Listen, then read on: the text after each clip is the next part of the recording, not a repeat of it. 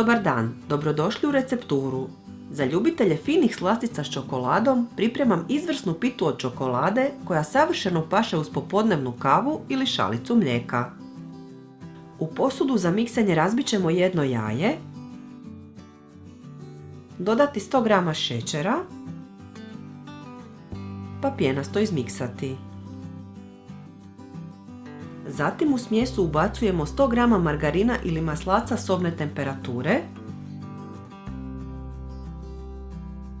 i sve opet miksamo.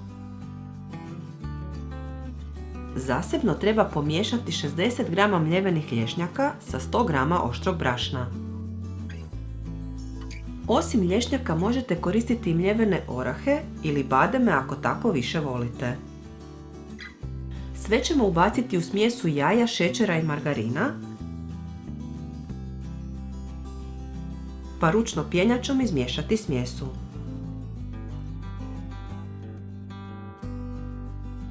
Protvan za pečenje veličine 19 x 33 cm namazat ću uljem i pobrašniti. Rasporedit ćemo tijesto po protvanu i dobro ga zagladiti. Tijesto stavljamo peći u zagrijanu pećnicu na 180 stupnjeva 10 minuta. Za to vrijeme treba napraviti drugo tijesto.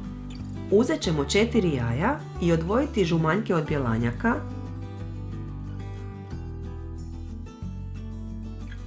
i od bjelanjaka napraviti čvrsti snijeg.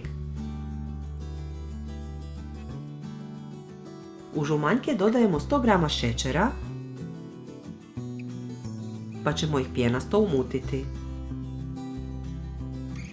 Zatim dodajemo 150 g margarina ili maslaca sobne temperature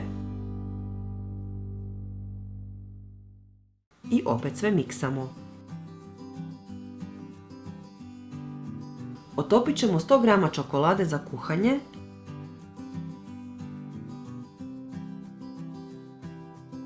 te ubaciti u smjesu žumanjaka.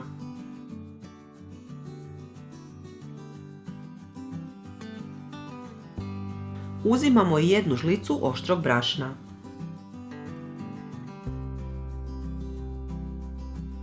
Na kraju u smjesu dodajemo snijeg od bjelanjaka, nakon čega pjenjačom treba izraditi tijesto.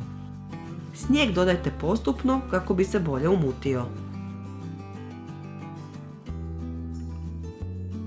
Prošlo je 10 minuta pa vadimo tijesto iz pećnice. Po njemu treba rasporediti čokoladni sloj i dobro zagladiti. Sve vraćamo da se peče na 180 stupnjeva još 50 minuta. Kad je pita pečena, ostavljamo je da se ohladi na sobnu temperaturu. Za glazuru trebamo 150 g čokolade za kuhanje, 6 žlica mlijeka i isto toliko žlica ulja. Sve zagrijavamo uz miješanje da se čokolada otopi i smjesa sjedini. Glazuru ćemo nanijeti preko pite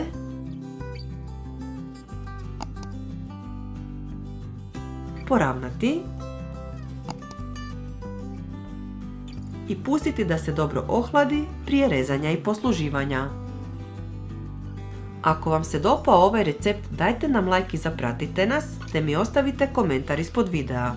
Sve naše recepte potražite na web stranici receptura.com. Bye!